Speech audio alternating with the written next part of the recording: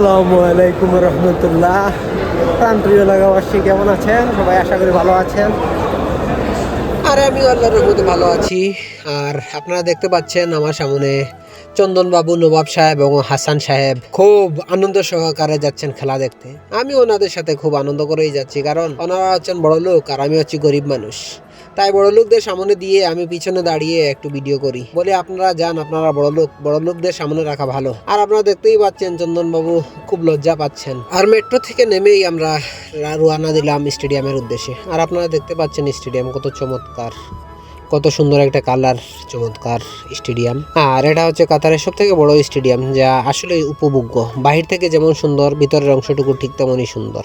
আর metro থেকে বেশি দূরেও নয়, তাই সবাইকে হেঁটেই যেতে হচ্ছে। আর হেঁটে যাওয়াতে কোনো ক্লান্তি নেই, কারণ চমৎকার একটি জায়গা, ভালোই লাগছে সবার সাথে হেঁটে যেতে। আর আমার সাথে যে নায়কেরা আছেন সবাই একটু ভাব নিয়ে অভিনয় করলেন, সবাই একটু হাঁটাহাঁটির অভিনয় করলেন। হাসান সাহেব, চন্দন সাহেব, নবাব সাহেব সবাই একটু ভাব নিলেন। শুধু ভাব নিতে পারলাম না আমি গরিব। স্টেডিয়ামে ঢোকার জন্য আমাদেরকে প্রথমে এন্ট্রি লাইনে ঢুকতে হলো, কারণ এখানে টিকিট চেক করে এবং বিভিন্ন সিকিউরিটি চেক দিয়ে তারপর ভিতরে প্রবেশ করাবে, কারণ এটা নিরাপত্তার বিষয়। আর আপনারা দেখতে পাচ্ছেন খুবই চমৎকার লাইটিং সিস্টেম এই স্টেডিয়ামের। আর এটা হচ্ছে লুসাইল স্টেডিয়াম এবং অনেক চমৎকার। আর আমার হাসান সাহেব এবং চন্দনবাবু এবং নবাববাবু খুবই উত্তেজনায় আছে। আর টিকটকার নবাব ভাই টিকটকার হাসানের ভিডিও করে দিচ্ছেন, কারণ এক টিকটকার আরেক টিকটকারের দুঃখ বুঝতে পারে। আর আপনাদের দেখিয়ে দিলাম এটা হচ্ছে স্টেডিয়াম আর এটা হচ্ছে শাহরিয়া। আর আমার কালো চেহারা তো সব ব্লগে দেখানোই লাগবে, নতুবা আপনি বুঝতে পারবেন না আপনি কার ব্লগে এসেছেন, কোন কালোর ব্লগে এসেছেন। তবে আজকে আমাকে একটু কালো কমই লাগছে, একটু পরিষ্কারই লাগছে, কারণ সাদা ড্রেস পরেছি। আর আমরা যেহেতু বাঙালি, সেহেতু যেখানেই ফ্রি পাবো সেখানেই নিতে হবে, তাই আমরাও নিয়ে নিলাম এবং কিছু ছবি ক্লিক করলাম। আমি শুধু ভাবতাম শুধু আমিই ভাব নেই, কিন্তু দুনিয়াতে অনেক বেশি মানুষ ভাব নেয়, তার মধ্যে হাসান সাহেব, নবাব সাহেব, চন্দন সাহেব। তারপরে যাই হোক, ওনারা ভাব নিয়েছেন, ভালোই লাগলো ওনাদের ভাব দেখে। আর এটা হচ্ছে সেই বোর্ড, যে বোর্ড দেখে আপনারা বুঝতে পারছেন আমরা কোথায় এসেছি।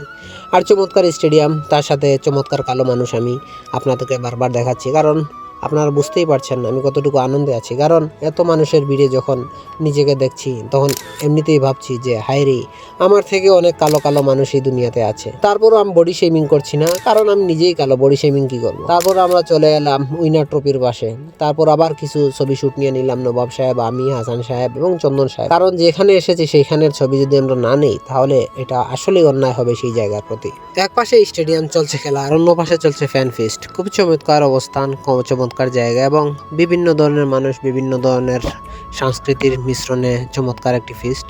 আসলেই ভালো লাগছে। আর কথায় আছে না, পাগলের সুখ মনে মনে, আর আমি পাগলের সুখ মনে মনেই, এছাড়া কিছু করার নেই। তারপর হাঁটি হাঁটি পা করে চলে এলাম গেটের উদ্দেশ্যে এবং হাসান সাহেব একটু ভাব নিলেন, আর আমিও আপনাদের দেখিয়ে দিলাম আমি কোন গেট দিয়ে উপরে যাচ্ছি। আর গরিব মানুষ বলে ভালো সিট নিতে পারিনি, ভালো টিকিট নিতে পারিনি। শেষ সময়ে যে টিকিট পেয়েছি সেই টিকিট নিতে হয়েছে। তারপরও আলহামদুলিল্লাহ খুশি আছি, কারণ এত সুন্দর একটা আয়োজনে নিজেকে যুক্ত করতে পেরেছি এবং এত সুন্দর একটা ফুটবল ম্যাচ দেখতে পারছি।